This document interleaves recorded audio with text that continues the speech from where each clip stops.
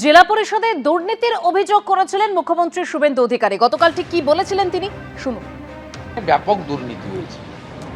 আমি এডিএম জেলা পরিষদকে বলেছিলাম যে যে কাজগুলো করেছে এই জেলা পরিষদ, তার যে ওয়ার্ক অর্ডার দিয়েছেন, টেন্ডার করেছেন, সেক্ষেত্রে আপনি যদি ঠিকঠাক মতো তদন্ত করেন দেখবেন তাদের যে ক্রেডেন্সিয়ালগুলো দেওয়া হয়েছে অধিকাংশই জাল।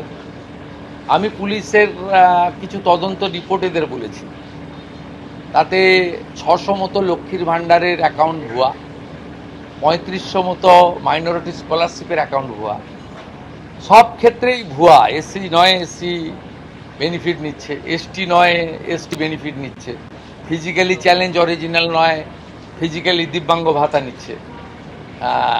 আপনার নানা স্কিমেই এখানে এত ভুয়া বেনিফিশিয়ারি হয়েছে।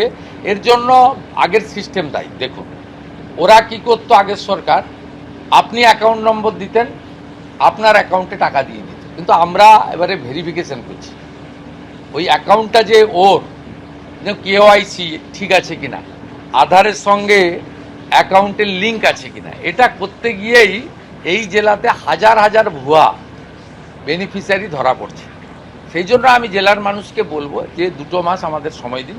বিডিওরা কথা দিয়েছেন, তারা সমস্ত সোশ্যাল ওয়েলফেয়ার যে স্কিম রয়েছে ভেরিফিকেশনের কাজ কমপ্লিট করবে, এবং যারা ফলসলি ঢুকেছে তাদের বিরুদ্ধে আইনানুগ ব্যবস্থা গ্রহণ করা হবে।